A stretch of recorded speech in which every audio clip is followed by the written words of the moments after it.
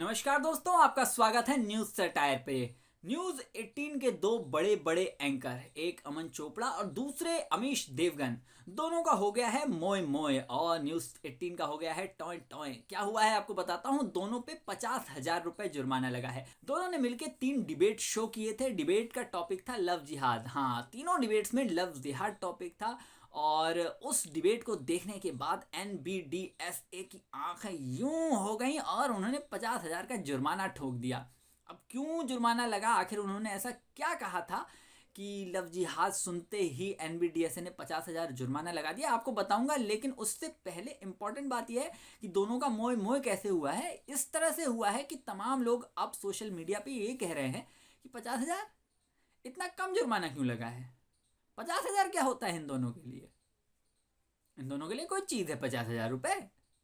मैंने तो कल देखा दो रिक्शे वाले इस बारे में आपस में बात कर रहे थे। जब उन्हें ये खबर पता चली कि इतने बड़े एंकर्स, वो भी टीवी देखते ही होंगे, तो उन्हें पता चला कि दो रिक्शे वालों को कि इन पे 50,000 जुर्माना लगा है, तो बोले लगता है कि इनके चेहरे ही बस बड़े बड़े हैं, इन्हें ज़्यादा पैसा वैसा मिलता नहीं है। भाई ज़्यादा पैसा मिलता होता तो जुर्माना भी बड़ा लगा होता। 50,000 जुर्माना लगा है मतलब ज़्यादा पैसा नहीं मिलता इनको। 20-30 हज़ार रुपये ही मिलते हैं बस इन दोनों को। मैं सुन के सोचा कि भाई अब मैं क्या ही कहूँ इन दोनों से। लेकिन कहने वाले तो कहते रहेंगे, कहने वालों की जुबान को कौन रोक सकता है। एक यूट्यूबर हैं और एक्टर सटायरिस्ट हैं राजीव निगम। उन्होंने तो अपने यूट्यूब चैनल के वीडियो में यहाँ तक कह दिया कि इन लोगों ने तो 1-1 लाख रुपए जमा कर दिया होगा। कह दिया होगा कि अरे ये लो 50,000 अभी का, आगे भी हम डिबेट करेंगे, 50,000 और रख लो, अभी से रख लो। भाई साहब, मुझे लग रहा है NBDSA इस तरह की बातें सुनेगी तो कहेगी अच्छा 50,000 जुर्माना लगा है, लो अगर ये कम है तो और लो, अब 5 करोड़ लगा देते हैं। नहीं, ऐसा तो नहीं हो जाएगा कि NBDSA सुने कि हमारी ही बेइज्जती हो रही है कि हमने इतना कम जुर्माना लगाया इतने बड़े लोगों पे, तो ये लो। अब अमन चोपड़ा और अमीश देवगन इस बारे में क्या कहेंगे मुझे नहीं पता। इसको कुल मिला के अब बात ये बता देता हूँ आपको कि आखिर जुर्माना लगा क्यों है, कम है या ज़्यादा है, ये आप लोग तय कर लीजिएगा। कमेंट बॉक्स में आप लोग बताइए कि 50,000 रुपये जुर्माना अमीश देवगन और अमन चोपड़ा के ऊपर ज़्यादा है या कम है, क्यों लगा है मैं बता देता हूँ। लव जिहाद के ऊपर इनके डिबेट्स थे। लव जिहाद के ऊपर इन्होंने बहुत सारी टिप्पणियाँ की थी, बहुत सारे स्टेटमेंट्स यूज़ किए थे। श्रद्धा वॉलकर केस से इसे जोड़ के देखा था।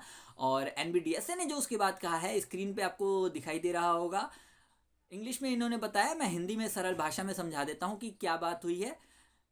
NBDSA का कहना है, NBDSA आपको बता दूं कि news broadcasting and digital rights authority, इन्होंने ही कहा है कि कम्युनल किया गया है, मतलब कम्युनल तरीके से यूज़ किया गया है लव जिहाद को इतनी आसानी से यूज़ नहीं करना चाहिए, इतने लो तरीके से या फ्रिक्वेंटली नहीं यूज़ किया जाना चाहिए। इसके लिए जो भी स्टैंडर्ड्स हैं, मानक हैं, जो कानूनी रूप से बातें पुष्ट हैं, कानूनी रूप से पुख्ता हैं, वही कही जानी चाहिए। किसी पे इस तरह से आक्षेप आप नहीं लगा सकते जब तक कोई पुख्ता प्रमाण आपके पास नहीं है। और श्रद्धा वॉलकर केस को, जबकि कानून यानी कि पुलिस और जो पुलिस की रिपोर्ट्स हैं उसमें इसे कम्युनल की तरह या लव जिहाद की तरह नहीं देखा गया है, तो आपको इस तरह की बातें नहीं कहनी चाहिए।